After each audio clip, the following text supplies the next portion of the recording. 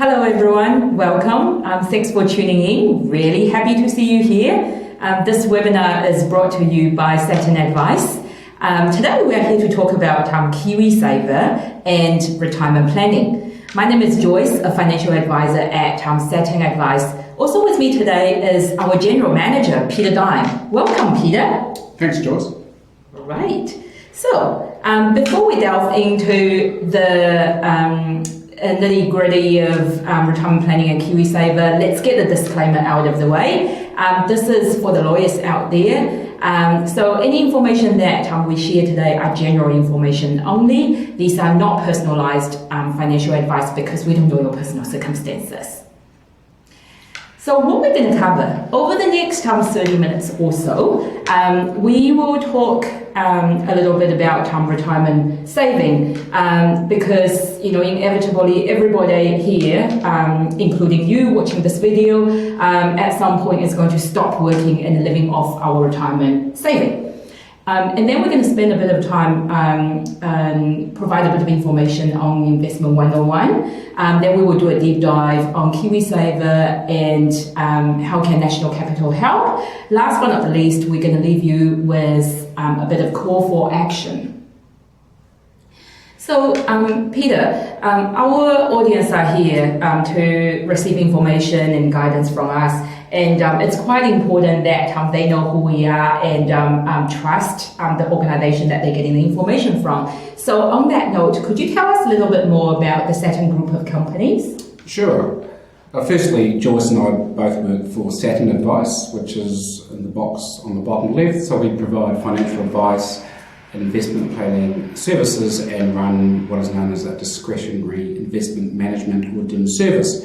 We have two sister companies, one being Saturn Invest. Saturn Invest provides specialist services around superannuation, particularly focused on people transferring their pensions from the UK. And thirdly, in the business we primarily will be talking about today is National Capital. National Capital is a digital financial advice business focused specifically on KiwiSaver. All three of these subsidiary companies report to the parent company, Saturn Portfolio Management Limited. Great, thanks Peter. So here's a question for you, Peter. So in New Zealand, how are people feeling about their overall financial position? Well, judging by this slide, Joyce, not very well at all. This is data that was taken from a survey undertaken by the Financial Markets Authority in July of last year.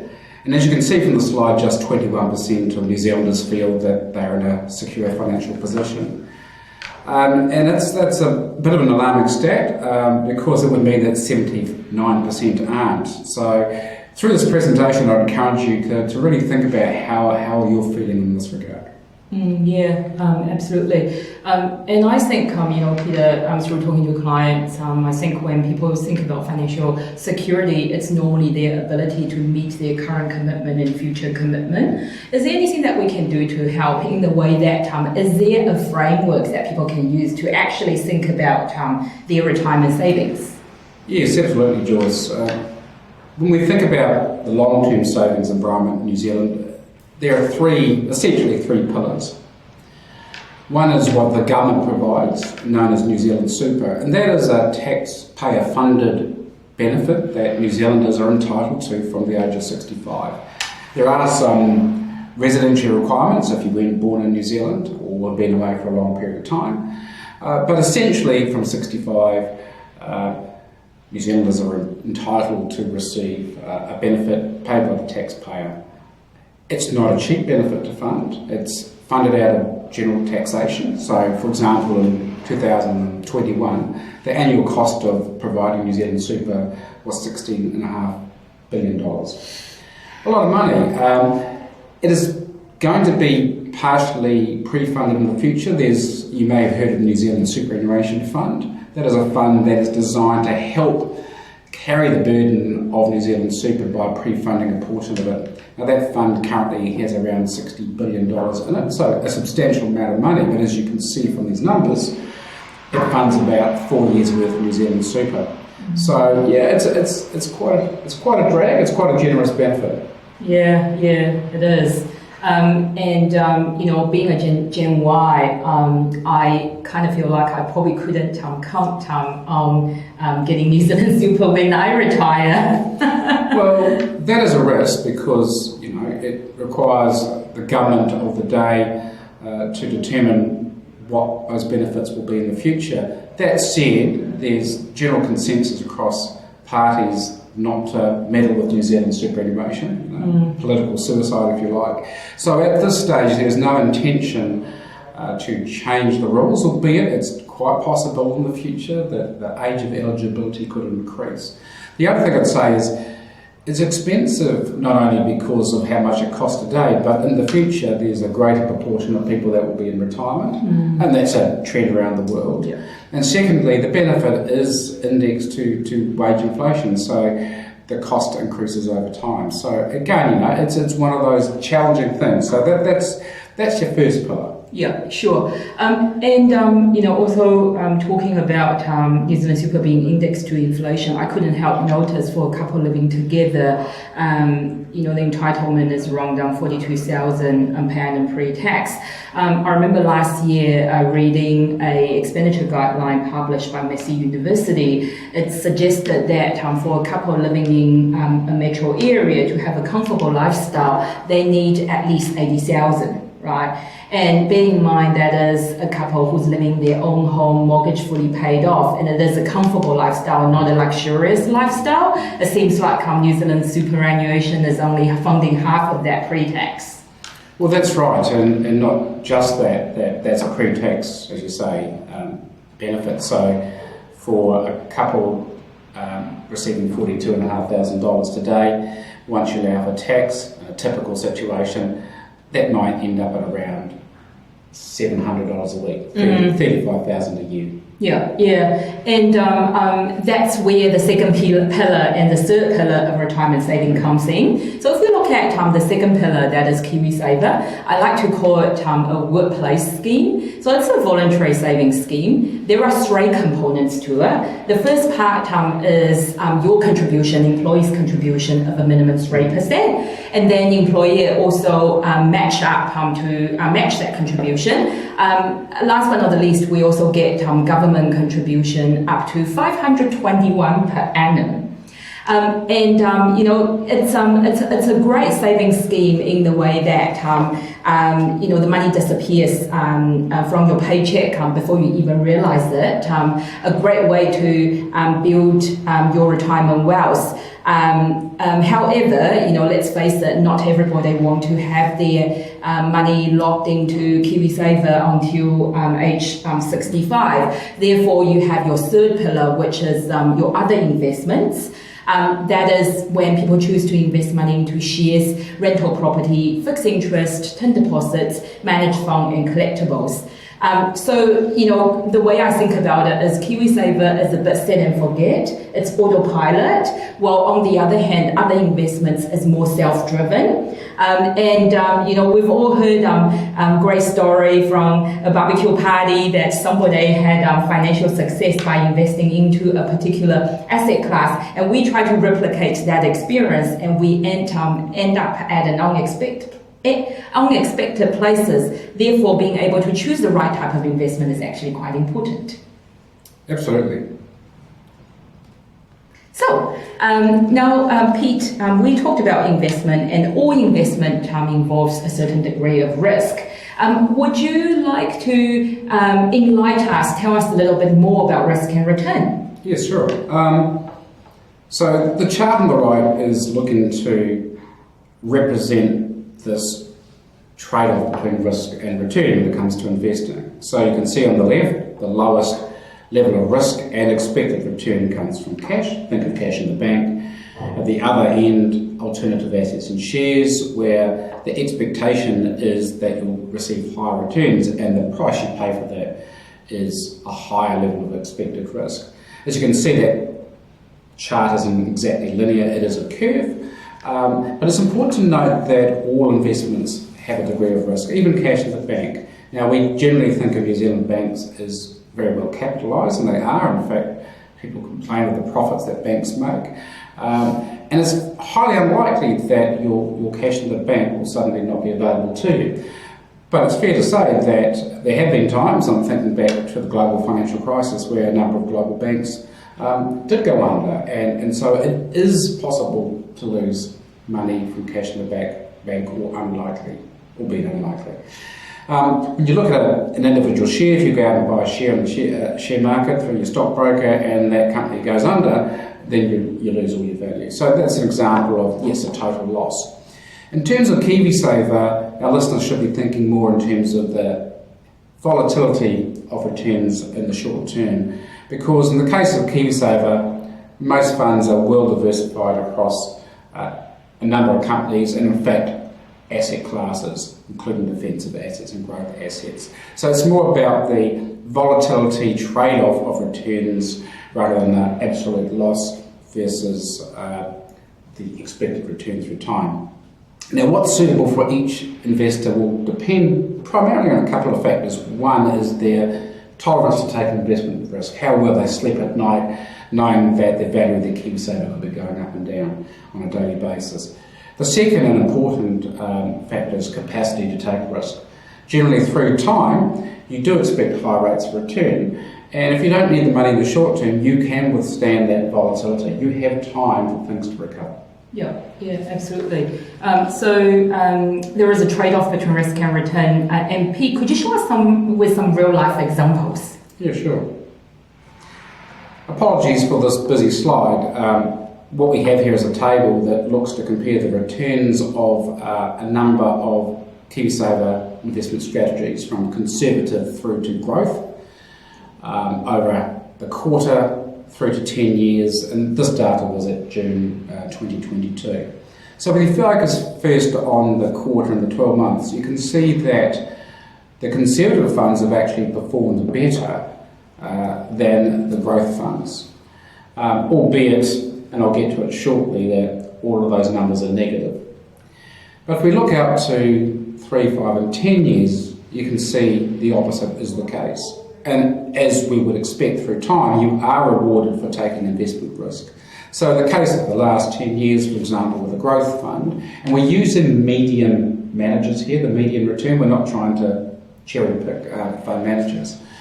As you can see, the average KiwiSaver growth fund has produced a return that is double of the conservative fund over a 10-year period. But over the quarter, they've underperformed the conservative fund. Now, the reason that these returns are negative is really coming down to what's happened with inflation and interest rates over the last 12 to 18 months, particularly.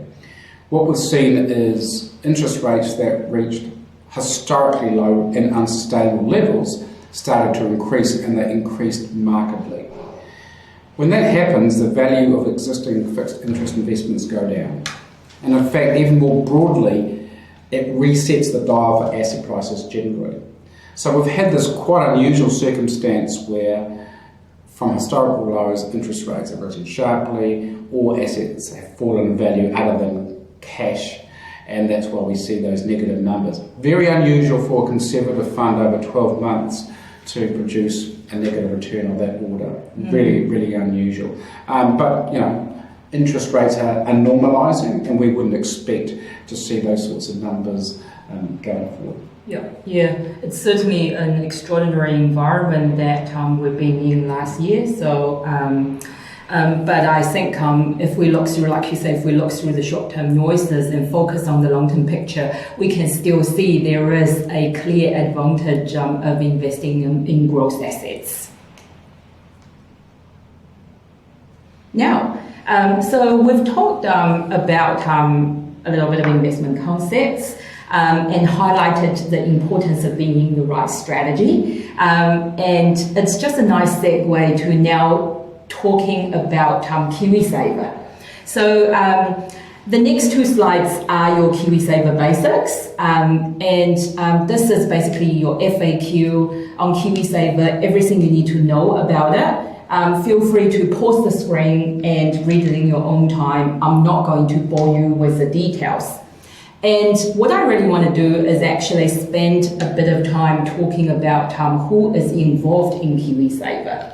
So normally you have your employer, your inland revenue, KiwiSaver provider. Now you've got Saturn Advice and National Capital. So it quickly gets quite complicated. So who are these people, you might be asking? So I want to spend a bit of time explaining the role of each party and how we can actually help. So you start off with your employer who collects the contribution from you and also pays your contribution along with your employer's contribution to the IRD. IRD is like your central processing unit, your administrator. IRD is responsible for receiving contribution from your employer and then forward it to your KiwiSaver provider. Your KiwiSaver provider is responsible for managing your KiwiSaver fund, reports to you, and also acting on your requests. Now we have you, investors. You have huge responsibility on your shoulder, right? You are responsible for selecting the KiwiSaver scheme to go in, selecting the right investment strategy, which has significant impact on your financial outcome over time. You also need to decide whether you should increase your contribution or decrease your contribution. Once you've done all the hard work and finally get to, age 65 and your KiwiSaver is unlocked, you then have to decide, do I make a lump sum withdrawal or set up regular withdrawal, at what dollar amount and at what frequency? So, when you think about KiwiSaver being the second pillar of retirement saving, for majority of New Zealanders, apart from their owner-occupied home, KiwiSaver will be the single largest asset to fund retirement. So it's got some significance. On the other hand, it is kind of plugged into background, set and forget, and not getting a lot of attention. So, it's actually quite scary. And through my years of experience of working as a financial advisor, talking to clients, people are telling me, I'm so sick and tired of making all these big impact decisions by myself. And it's actually quite scary. Yeah. And I'm a strong believer that's where National Capital and Saturn Advice can come in, right? We work with you, give you the information and guidance, collectively help you design a plan to get you to where you want to be. So in the case of National Capital, right, so think about KiwiSaver for a moment. National Capital researches KiwiSaver funds through Saturn Advice. An analogy to that would be, when you use your Google Maps, you put in your destination where you want to go, and there is a high degree of confidence that, it's going to work out the best route to get you there. And in the case of National Capital, it's similar. You tell National Capital what you want to achieve with your KiwiSaver money, right? Whether it's to purchase the first house or for retirement. And National Capital will do all the hard work in the background and show you a pathway. A, are you saving enough? B, are you with the right provider? C, have you got the right investment strategy? So now we've talked about the second pillar, and when you talk about third pillar of retirement saving, Pete, remember I mentioned earlier about there are different options and what's right for you. It's not one size fit all. So that's where Saturn Advice talking to a financial advisor like myself helps. We are your reliable navigator. We will help you figure out where you are now, where you want to go, and what's the best way to get there. Absolutely. The other thing I'd note, Joyce, is that you can go to your KiwiSaver provider online, and there's lots of tools that may help you work out whether you're in the right fund or not, and whether you are saving enough for your retirement. But they're interested in their own fund and the key funds. And the difference with National Capital is they are looking across the market. They are not a KiwiSaver fund; they are an advisor on KiwiSaver. So that's a key difference. Yeah, 100%. So now I we've spent a bit of time talking about how wonderful National Capital is and how it can help. Let's walk the talk and let me show you how to actually do a health check. The process is fairly simple. It's a web-based form that you complete. It should take no more than 5 minutes. What you do is you get to the National Capital Health Check homepage. Tell us what you want to do with the money, with the KiwiSaver, whether you want to purchase the first home or for retirement, and then you would answer a series of questions in relation to your KiwiSaver detail, your risk tolerance, and also your provider preference. And then you would receive an online recommendation. You also have an opportunity to book a 15 minutes call with a KiwiSaver specialist to discuss a recommendation for you and help you make sense of it. And if you like what you see, then you can sign up to become a National Capital client to receive ongoing advice. National Capital, once you've signed up, National Capital will take care of the rest for you. I'm a National Capital client. I've gone through the process myself. If you just follow your nose, it's pretty self-explanatory. However, for those of you who want to find out a bit more how you can step through the health check, we actually have a video produced by Ilma, our KiwiSaver specialist, stepping you through how to complete a health check. Now, to access that video, it's a 10 minutes video, 6 minutes video, 6 isn't minutes, it? I think. 6 minutes video. To access it, when we get to the end of the presentation, there will be a QR code for you to scan, and you can download the presentation pack from there.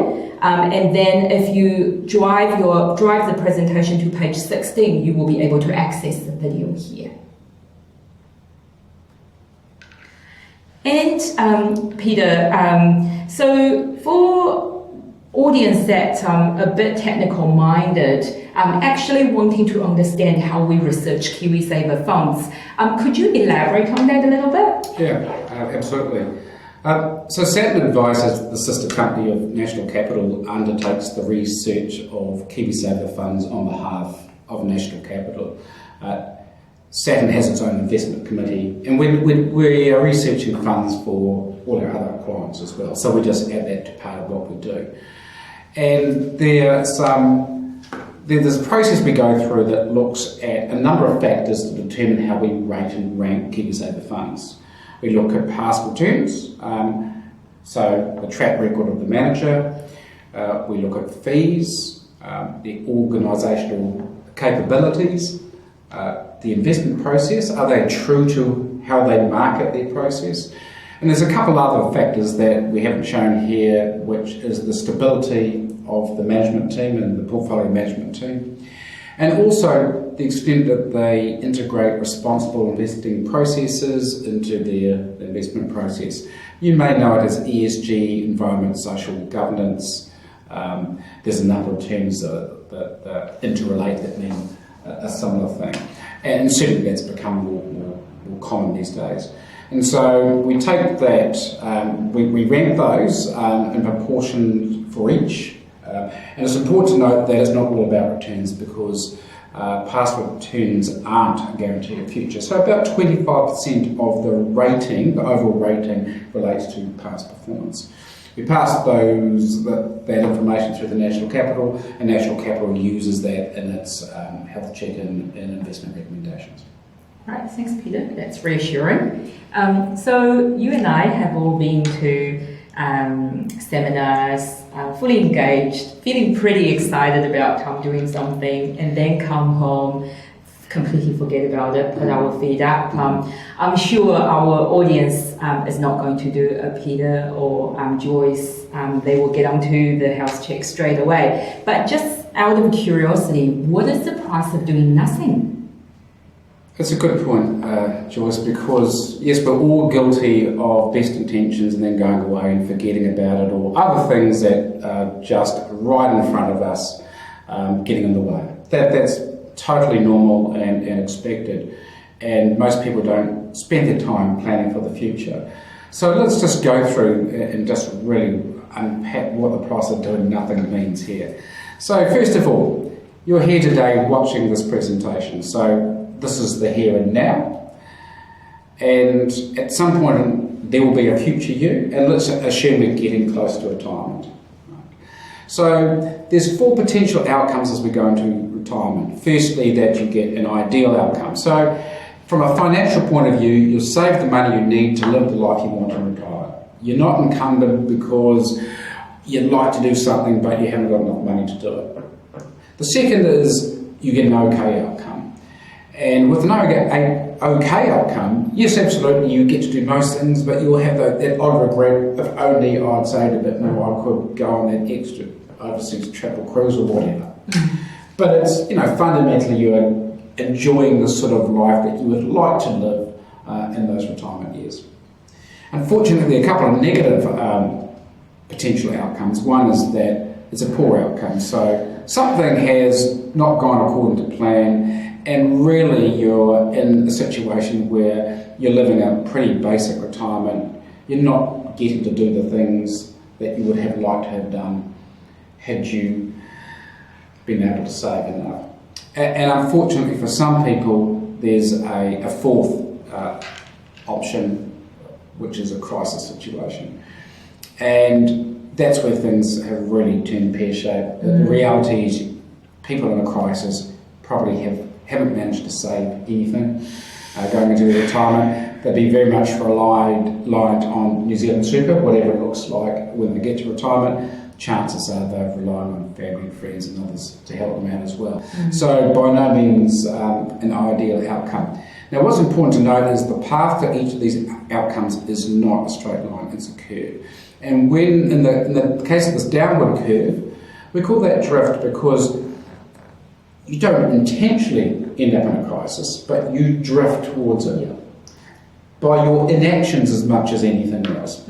Same with the poor outcome. But if you then look at better scenarios, again the curve accelerates away from the now, but in a positive sense. So in the case of an okay or better still ideal outcome, you've actually made a decision. You've made a decision for that to be your goal. Yes. So you've got these 4 paths, Joyce, and if we look at them, when do you think you know whether or not you're on the path to where you want to be? Probably when the lines start parting. Yeah, that seems pretty obvious. And it's like a third of the way down the track you go, gee, I am where I need to be, or I could be a little bit off track. When do you think it's most noticeable that you're not going to be where you want to be? Before retirement. Yeah, so absolutely. So in this particular example, let's just assume that you're on track for a poor outcome, and you woke up realising that at age 64, a year out from retirement. The chances of you being able to take action to get onto that right path with such a small period of time to go is so unlikely. You're probably on the work till you die plan. If you can. Yeah. You may win lotto. You could inherit significant money from a great aunt. You could go and gamble at the casino and put it all on 31 on the roulette wheel. But all of those are either very unlikely or high-risk strategies. It's nigh impossible. When do you think it would be the easiest to change lines? Now. Yeah, absolutely. I mean, the reality, it's never going to be easier to get on the right path to where you want to be in retirement than by acting now. So really for the audience today, there's a couple of decisions to make, and one is, do you jump lines? And the second one is riding that curve, because you've got to be careful. It's also easy to start on the right curve and then just drift because you aren't committed to it, or you just aren't keeping track of it. Yeah, absolutely. And so the real question for our audience today is, how long do you want to wait before you do jump lines? So, I mean, Pete, you're absolutely right, Tom. I think no one set out their day, set out their working life to end in a crisis position, right? So people need to make decision, and decision will change the outcome. Could you show us a real life example where decision makes a difference? Yeah, and here's one here. This data is the data you saw in the earlier table. So it's real data, historical data, for KiwiSaver providers, the median manager examples we showed earlier. In this example, I've got a KiwiSaver investor starting with a balance of $50,000. Let's say they're in their mid-30s with 30 years to go until they can access their funds at 65. They're contributing just over $4,000 per annum, and they're paying tax at 28 cents. So those assumptions are the same for the green line and the orange line. Now the difference between those lines are which fund you are in. The orange is a conservative, the median manager conservative fund using the 10-year historical return data, and the green line is the median growth fund manager using its data of 9.1% versus the 4.5% for the conservative. As you can see, the impact of compounding returns through time, there's an enormous difference between those two. Basically double the amount in retirement going to retirement for the growth versus the conservative fund option. So yeah, a meaningful difference just by choosing the right fund. Yeah. So what about if somebody make a decision, say 10 years? Yeah. Well, this is an example of someone that said, okay, I procrastinated a little bit. And as a result, I did eventually get into a growth fund. And we talked about having capacity to take investment risk early on. And so just took them a little bit longer to get to that decision. It took 10 years. As you can see, they did benefit from much of that period of the better returns through time. But there's still quite a gap. Had they started off in a growth fund, they would be even better off in this example by $123,000.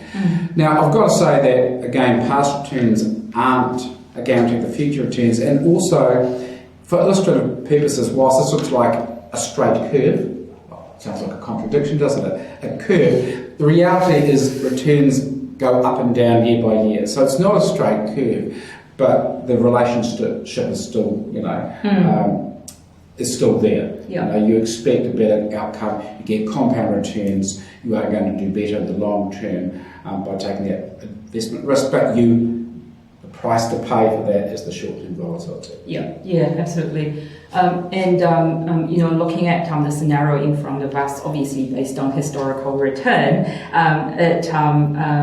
it's evident that time is essence. The sooner you make a decision, the better outcome you can potentially expect. So, Peter, how do people know early on that they need to jump the line? That is the question, isn't it? And the answer is that they need to do something about it. It's just not going to happen for them. Just because you're a KiwiSaver doesn't guarantee you're going to be on that road to the outcome that you want, the ideal. You've got to do some work. You've got to take some action, and this is where National Capital can help. Because if you go and do the health check, not only does it help you determine whether the sort of lifestyle you want in retirement is realistic given where you are today, it will help you work out what you need to do to get there and ensure that you're in the right fund with the right provider to get there. So our advice is to go and do the health check. Yeah, definitely. So to the audience out there, you've made it to this point watching our video. So chances are you are very interested to ensure that you have a comfortable retirement, have a good financial future. So make sure you set aside some time on your calendar to complete a KiwiSaver health check as a starting point.